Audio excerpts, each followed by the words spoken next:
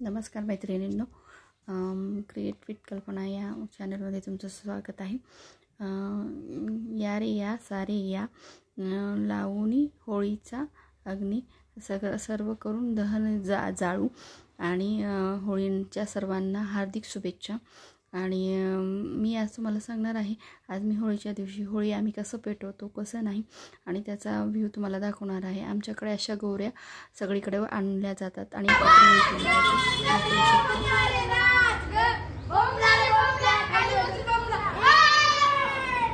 त्यानंतर आम्ही पुरणाचा स्वयंपाक केला जातो। आणि इथं मी दाखवत आहे बघा, पुरणपोळी करताना तुम्हाला आणि पुरणाचं पूर्ण ताट तुम्हाला वाढलेलं आहे। आणि जेवायला या आमटी भात तूप साजूक तूप दूध भजे पापड असा आमचा बेत असतो। आणि त्यानंतर बघा मी संध्याकाळी बाहेरचं अंगण झाडलेलं आहे। आमच्या पोटच्या समोर थोडंसं जागा आहे, तिथंच आम्ही करतो रस्त्यावर। आणि बघा आमच्याकडे ज्वारीच्या पिठाची अशी रांगोळी काढली जाते, व्हील्स काढलं जातं, चक्र असं काढलं जातं आणि मग असं गोरे रोवले जातात।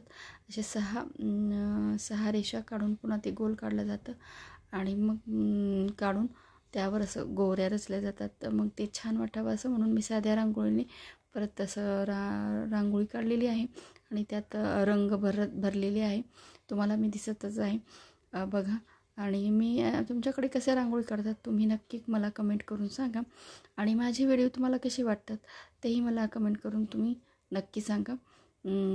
आणि बघा मला तेवढं खाली बसता येत नाही, माझ्या पायामुळे त्रास होतो, तरीही मी बसलेली आहे आणि इथं रांगोळी काढते आहे। सगळ्या परंपरा आणि संस्कृती आपण जपल्या तरच सगळं होतं। होलिका दहन केल्यामुळं होलिका राक्षसीने ह्यावेळेस दहन झालेलं आहे आणि आपण आपले सगळे मळ मत्सर येथे जाळून टाकून आपण या सणाचा उत्सव केला पाहिजे।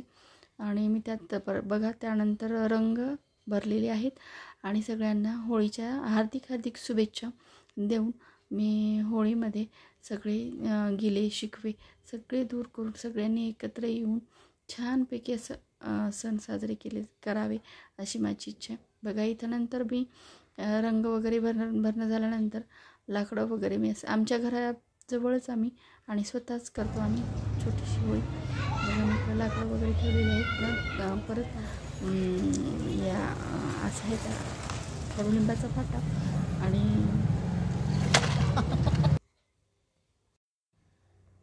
कडुलिंबाचा फाटा आणि एरंडीचा फाटा पण ठेवला जातो। आणि परत आपल्या रानशिन्या गौऱ्या म्हणजे शेणाच्या गौऱ्या पण आपण इथं ठेवल्या जातात। त्यानंतर मी माझी मिस्टर मी पूजा करायला लावली आणि मी पण पूजा केली आणि मग आम्ही पेटवत होतो आणि ते कापूर वगैरे टाकून आम्ही ते पेटवत होतो।